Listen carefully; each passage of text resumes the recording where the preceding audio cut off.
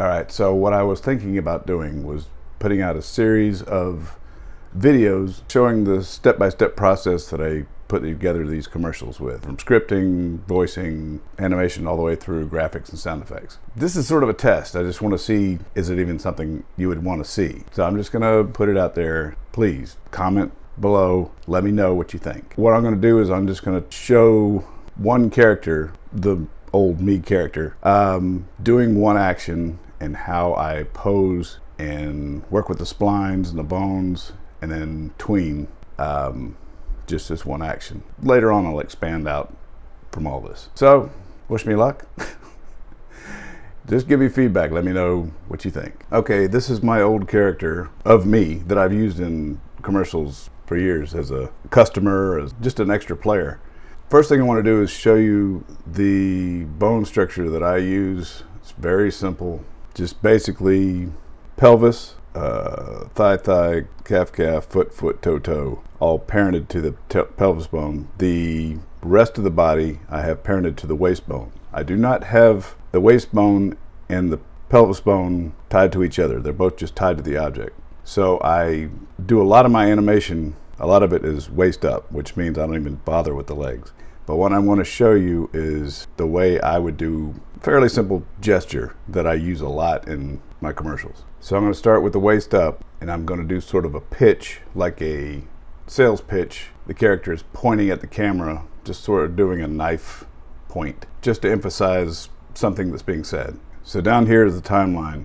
What I typically do, the way I do it, is pose to pose. I end a pose 6 frames in front of the next pose. What I'm going to do with this is I'm going to have him wind up, pull back to a sort of a cocked position to throw what would be a ball, but it's actually going to be his hand towards the camera. Say if I want to get him to that position at frame 16, I'll hold this by keyframing the waist bone and all its descendants, which will be every bone above the waist, at frame 10. I use a 6-frame space between poses. That seems to be a good medium for the speed that I deliver these commercials. So we're on frame 10 right here. I'm going to roll up 6 frames using his right hand, pull back to the wind up position.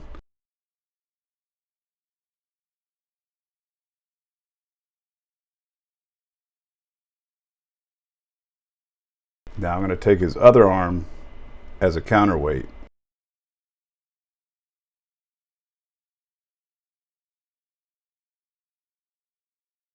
Also, I have a neutral hand position that is essentially this, which can work as a rest when his hands are down by his side. It can work as a presentation. There's 16 bones in the hand. The less I have to work changing hand gestures, the more I can keep it in that one position, the faster I can move. The way I animate is for the sake of speed. Time is money. So I'm going to go back down to the waist and lock this pose at 16. Now I'm going to hold it 2 more frames, frame 18, and then I'm going to have him throw his hand towards the camera as a gesture to emphasize something, what I do a lot of. And I'm going to do that 6 frames ahead. So I'm at 18 now, go up to 24. So since he's throwing his right hand, he's going to lean into it. You'll notice the eyes still looking at the camera is because that is the only inverse kinematics I use, is the eyes themselves. I have a small bone at the end of the eye bone that is always pointing towards what I call an eye null that I have right now positioned on the camera. So wherever he's looking, within limits, obviously I don't want him rolling back into the back of his head, but always, no matter how I turn his head, he's going to be looking at the camera. Unless I go way off and then it just holds because I have limits on the rotation. So he's throwing a pitch. Now what I like to do a lot of times is do like a knife. So I'm going to change the finger positions to all straight like this, which is their base position. So I'm just going to reset all the rotations on all the finger bones.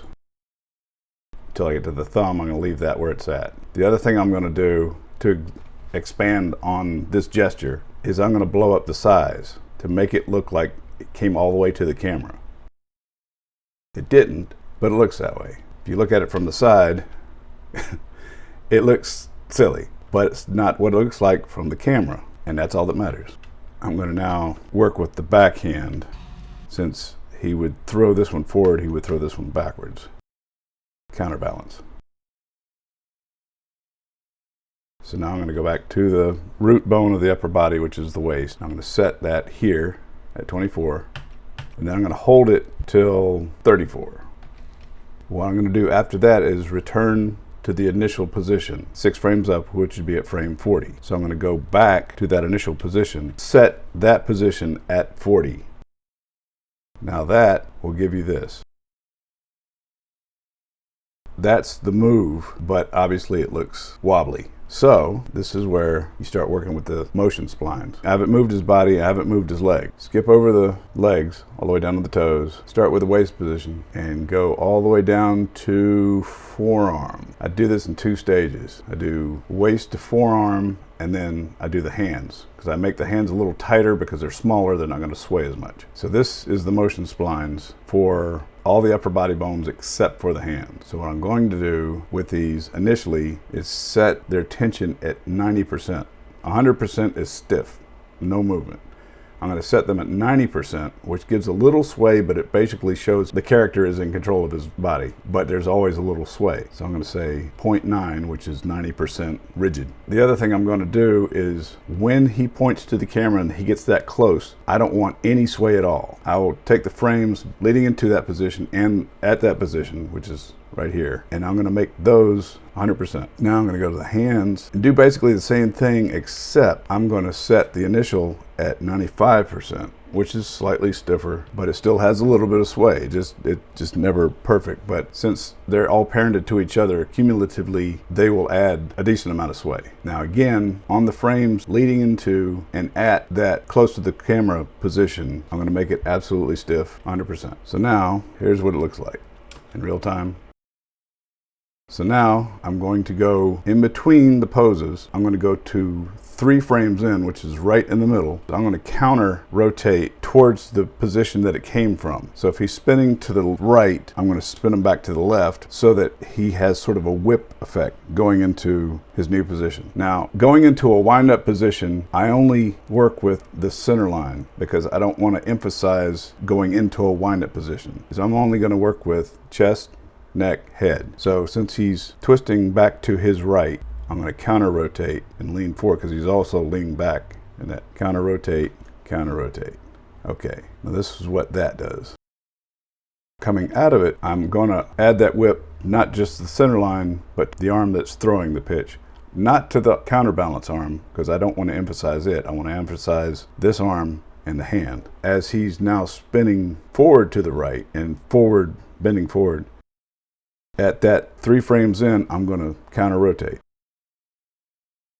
And then I'm also going to do the arm, counter rotate, get the real whip. Now, you see how you can see the hand is blown up. I want to keep that as an illusion. So on this whip, because you can see it plain, you can't see it when it's forward, but you can see it back here. What I'm going to do is I'm going to reset the size to its initial size so that the blowing up aspect of it only comes after the whip.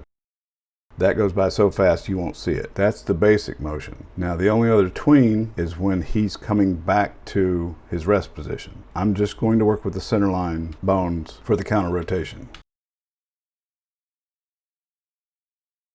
If I've blown up a body part on the tween, I'm going to reset the size. That's a pitch with the tweens. Okay, that was it. That was my little test. I want to see what you guys think. Just like I said, comment below, let me know. Thanks.